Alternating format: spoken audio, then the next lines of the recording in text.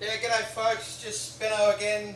Really what we're going to do this time around is to discuss, or maybe we consider this as a tutorial about how I would develop a policy, places I would go to access information. At least in this state, we're going to look at, giving ourselves this, I've decided that as a manager I am going to reduce the quota to help increase the biomass or the spawning biomass within the southern bluefin tuna fishery, because I've realised, or my group of people have realised, that we're not really on track to achieve our goal of increasing the spawning biomass from 3% of virgin biomass to 20% by 2035. Now, when I construct a policy, I always sort of start with a basic skeleton, and I've given you a basic skeleton. This is my example. I don't want you to copy it. I want you to come up with your own when you have to do the policy as a part of your assessment process. I don't want you to copy it, but I want you to use it as a potential template around developing sustainable policy. So some key factors that I always consider when I'm developing a policy is this one up here.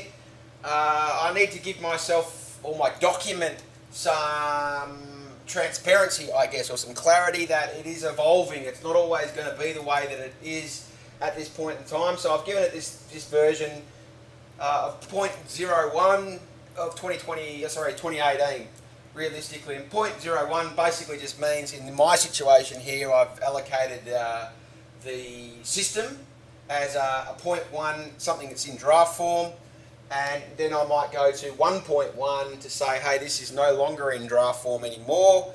It is now a working document or a live document. All right, I've also given myself a pretty clear title, or a pretty clear heading, so to speak: the quota reduction policy affecting biomass growth within the Australian southern bluefin tuna fishery. All right, pretty straightforward. And then I've come to the situation where I've got a background around the history, so on and so forth of the fishery. Policy statement itself, we have to have that, otherwise people get lost. We might have something like key abbreviations. Rather than writing out long names all the time, we might abbreviate things. Current fishery position and controls, where are we and how is it done?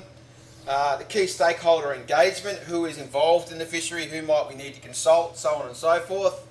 How are we going to monitor and review? And then finally, report the outcomes of this policy, particularly relating to this biomass reduction. Has it failed? Has it achieved its goal? Are we hovering around a trigger point that's a really good thing? And then finally, any reference documents that might be attached to this research behind developing this policy. Now, a good thing about policy is that a well-written one really should be clear, direct. A couple of my rules anyway. It should adhere to the law. Alright, don't go trying to change the law through this policy. There's no sense in doing that, because the law will always override a policy. So do your research, have a look at the associated legislation for the fishery that you're looking at, and then, I don't mean look at everything. You guys, as an example of this, really might find it hard to navigate the legislation a little bit, but if you're making a key statement, we should be saying that the policy is going to do this, and if it's something like reduce quota to X, Y and Z, we need to be sure that the legislation allows us to do that. So adhering to the law, so we've got clear, direct, adhering to the law.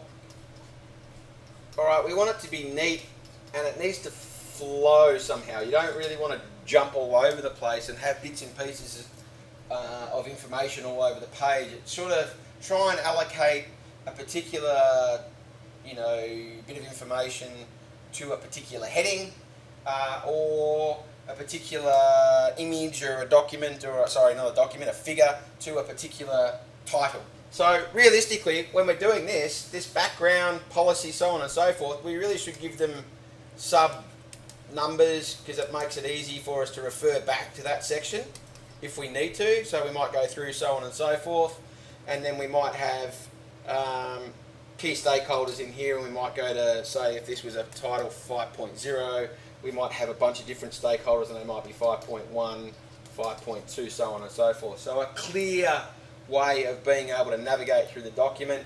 This direction here should be related to your statements. Alright, don't banter on. If you can say I'm going to reduce quota, say quota reduction is going to be implemented as of a date, give it a time if you have to, so on and so forth, so that people aren't going, well, when is that going to be implemented? And then when we come down a few layers more, we come down to 6.0, 7.0. 7.0 is really critical that we adhere to referencing bits of information in our policy. Alright, because last thing we want to do is pick up someone's bit of information, put it in the policy, have them read it, and then go, hang on, you never actually credited me for the use of my information. So remember that this policy will eventually become public. You may even need to consult those people over the statements that are in place if they're there, or the use of the supporting information. Sometimes we can just use, hey, here's the hyperlink from where we got the information from, so on and so forth. So it's really important that, once again, we're actually thinking about things like, that says privacy, and intellectual property, or IP. So we have to have a look and be sure that the law is being adhered to there, so that we don't step on people's toes and bring on a lawsuit or whatever. Now, it's important that sometimes if we are working within the context of a government department, the information might come from the government department, so we might not need to directly reference it in text or whatever it might be. It might just be an ancillary bit of information. I switch over to my policy that I've created, which you guys should have access to by now. Actually, you should have access to both of these. They should be built into this tutorial session block. I want you to use my example policy as a learning mechanism, I guess. So take the template, record your information into it as these sessions evolve. So if we come in, the next session will be about the background, how I got the information, to put the background of the fishery together, and the critical information to go into it.